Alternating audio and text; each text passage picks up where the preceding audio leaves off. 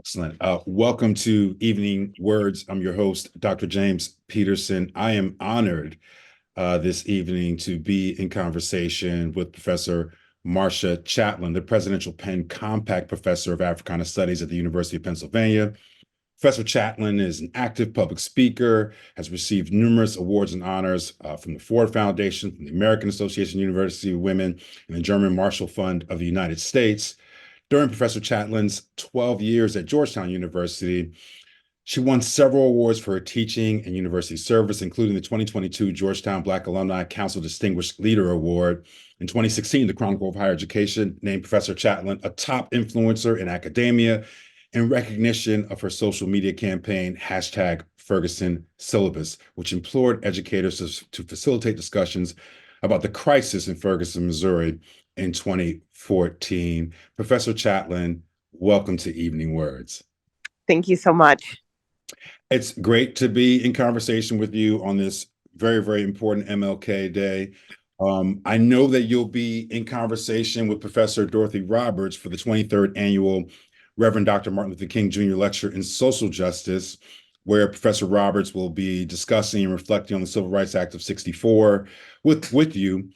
This lecture takes place on Wednesday, January 24th, 2024 at 5:30 p.m. at the Zellerbach Theater on Penn's campus. Professor Chatelain, talk to us a little bit about the occasion of this conversation and some of the things that you are thinking about exploring with the great Dr. Dorothy Roberts.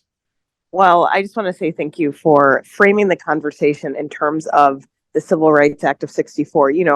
As people who take seriously Dr. King's legacy, there's so many frames to the holiday. Oh, it's a day of service. Oh, it's just a day to remember that Dr. King wanted everyone to be nice to each other. There's been such a watering down of the complexity, not only of Dr. King, but of the various stages of the movement, that I'm glad that we're able to talk about the Civil Rights Act of '64, because it really creates a foundation for all of the ways that we think about how we force the federal government to contend with its practices of inequality in the past and the present. So when most of us think about the Civil Rights Act of '64, we're thinking about lunch counters and movie theaters.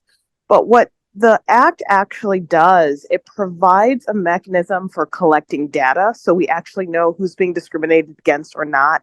It creates an entire array of programs around equity, especially in education. It lays the foundation for greater focus on voting rights, as well as, the Fair Housing Act, which will come right after King's assassination.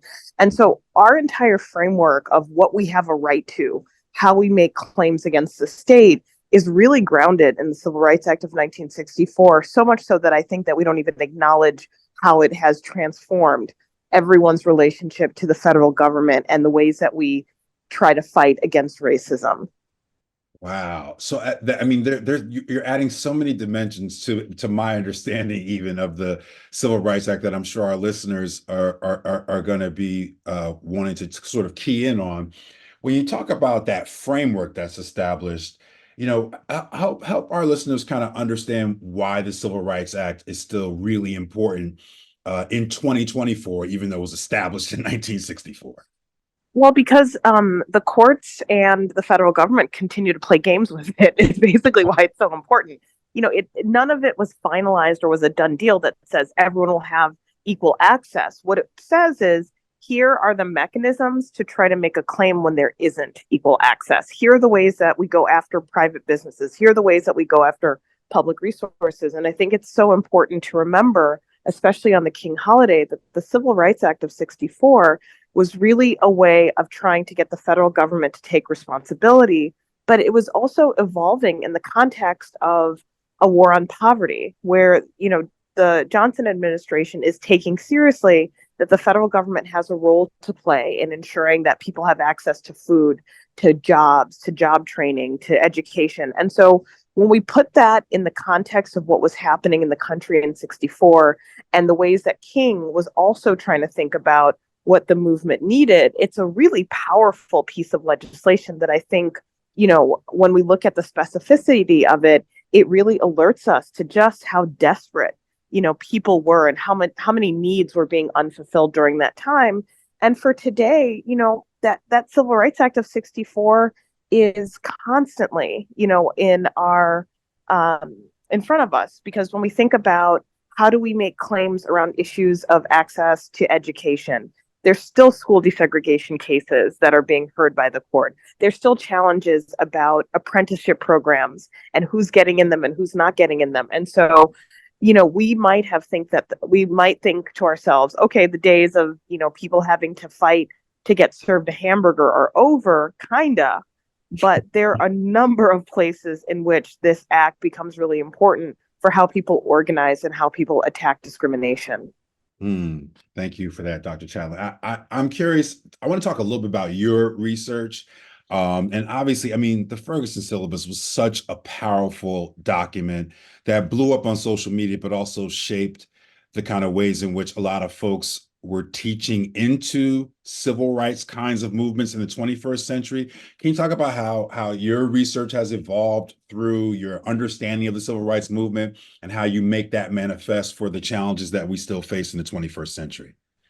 Well, one of the things I'm always so fascinated with is how do we imagine change happening and how do we mark a success or a failure? My last book, Franchise the Golden Arches of in Black America, I talk about how, some people believe that the next great frontier for civil rights was going to be business ownership. And that's how we get a lot of fast food restaurants in Black neighborhoods. And then people say, wait a second, that didn't quite do what we thought it was going to do. We have to revise our vision. And I think that when we look at, for instance, the fight around police killings and the lack of structure for police accountability all over this country, during that period of time, during the Ferguson uprisings, the question is, will this movement replicate some of the same ways of thinking about civil rights as they did in the 60s? And they didn't, for very good reason.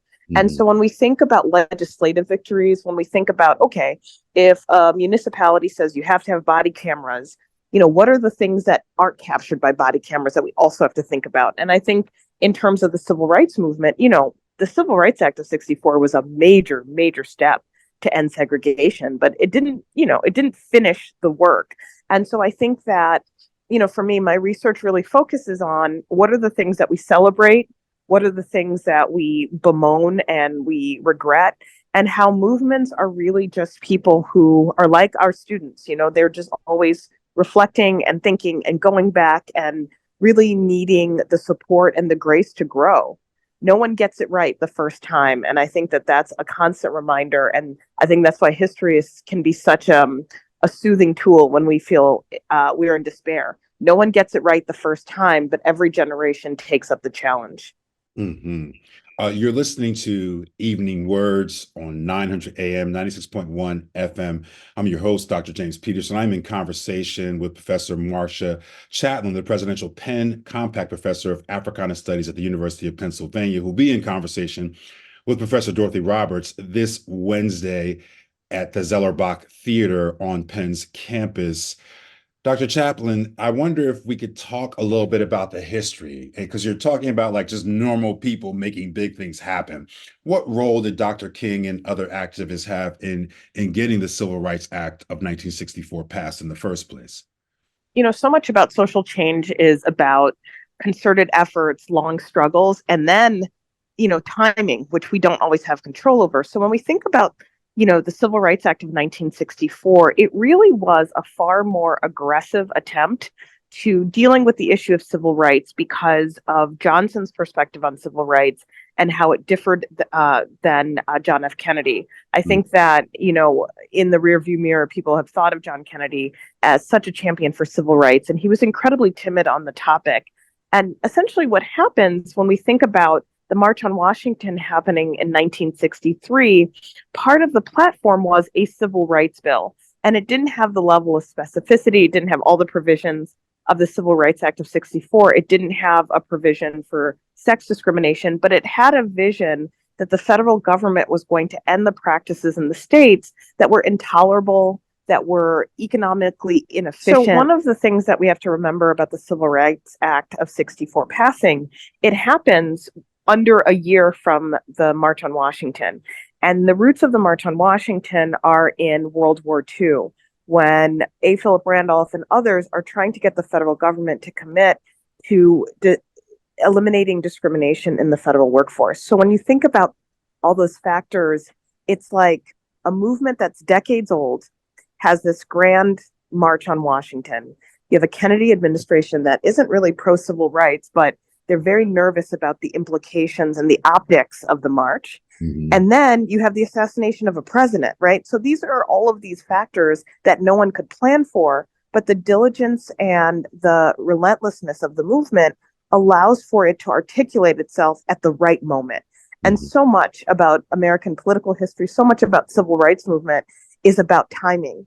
It's about having an infrastructure that is ready to move when a big event happens, when there is a shift in public opinion, when the poignancy of a civil rights martyrship allows for people to continue the conversation at a deeper level. And so when we think about the Civil Rights Act of 64, some people point to it as a moment where, of bipartisanship, or some people point to it as the savvy of the folks who negotiated for it. But it's also about the global politics of the time, and it's also about the domestic politics of the time. It's about a shift in the White House, and I think that taking all of those factors into consideration, it's pretty amazing when change actually happens because there's so many factors that contribute to it. Yeah, that is so true. As you kind of think about what the Civil Rights Act did accomplish initially and what it hasn't accomplished up to this point, how do you kind of chart the future of that framework that you talked about, this 1964 Civil Rights Act establishing for all of us to think through some of these challenging social justice issues? I think that what these acts, and particularly what the Civil Rights Act of 64 reminds us, is that this is precarious business because Supreme Courts interpret the act differently in different periods of time.